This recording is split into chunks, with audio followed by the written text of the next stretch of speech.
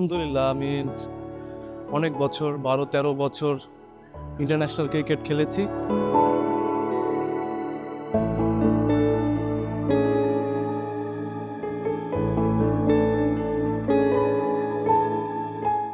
এখন আমি কিছুদিন আগেই আমার রিটায়ারমেন্ট ঘোষণা করেছি। অনুভূতি তো একটু খারাপ লাগবেই, স্বাভাবিক। তারপরেও আমি সন্তুষ্ট আর কি, আল্লাহর কাছে সন্তুষ্ট। কারণ হচ্ছে আমি অনেক বছর দেশকে সার্ভিস দিতে পেরেছি। Robel strikes. সুস্থভাবে আমি রিটায়ারমেন্টটা করতে পেরেছি এবং খুবই সুন্দরভাবে আজকে আমাকে একটা সম্মান করা হয়েছে। বাংলাদেশ দলের হয়ে যখন আমি মাঠে নামি, স্বাভাবিক তখন তো আমি আন্ডার-19 ন্যাশনাল খেলেছি, একাডেমি খেলেছি, এ টিম খেলেছি। দেশের জন্য প্রতিনিধিত্ব করা সবার প্রত্যেকটা ক্রিকেটারই একটা স্বপ্ন থাকে, তো আমারও সেমই ছিল। তো প্রথমে আমি অনেক এক্সাইটেড ছিলাম যে বাংলাদেশ দলের হয়ে খেলবো, এত মানুষের ভিড়ে খেলবো। তো স্বাভাবিক আমি অনেক এক্সাইটেড ছিলাম, আমার কাছে অনেক ভালো লেগেছিল আর কি।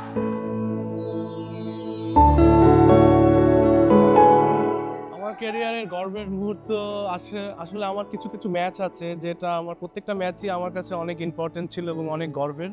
বাট তার ভিতরে আমি 2015 বিশ্বকাপের যে ম্যাচটা ছিল ওইটা আমার কাছে অন্যরকমের একটা মেমোরি, ওইটা আমার সবচেয়ে গর্বের। Bowled him full and straight.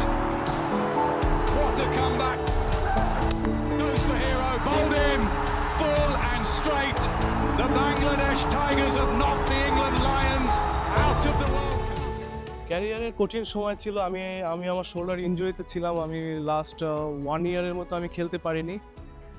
আমার শোল্ডার লিগামেন্ট ছিঁড়ে গিয়েছিল চিটাগংয়ে। তো ওই টাইমটা আমার কাছে খুব টাফ টাইম ছিল। অনেক দিন আমি মাঠের বাইরে ছিলাম, প্রায় 1 বছরের উপরে। তো ওই সময়টা আমার কাছে খুব টাফ সময় ছিল আর কি। আমার প্রিয় টিমমেট বলতে পারেন, আসলে আমি সবার সাথেই খুবই ক্লোজ। প্লাস হচ্ছে আমার তাসকিন, তারপর হচ্ছে সাকিব ভাই, তারপর হচ্ছে রিয়াদ ভাই, তামিম ভাই, আমরা সবাই একসাথেই আড্ডা মারতাম ড্রেসিং রুমে। এক্সপ্রেস বোলিং মানে রুবেল হোসেন, আমরা বুঝতে পারতাম। এবং অনেক মেমোরি আছে আপনার সাথে, ভালো মন্দ, এবং অনেক কিছু শিখিয়েছেন আপনি আমাদেরকে। তো আমার এখনো মনে আছে 2015 সালে ওয়ার্ল্ড কাপের ইংল্যান্ডের সাথে ম্যাচটা এমন একটা টাইট সিচুয়েশন ছিল এবং 2 বলে 2টা উইকেট নিয়ে আপনি আমাদেরকে কোয়ালিফাই করতে সাহায্য করছেন।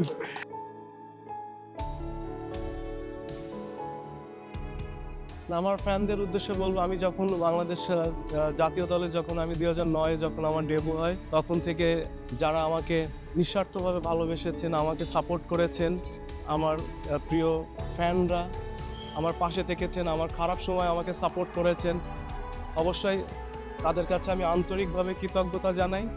এবং আমি আশা করছি তারা যেন আমাকে আমার জীবনের শেষ সময়টুকু পর্যন্ত তারা আমার পাশে থাকে, আমাকে সাপোর্ট করে।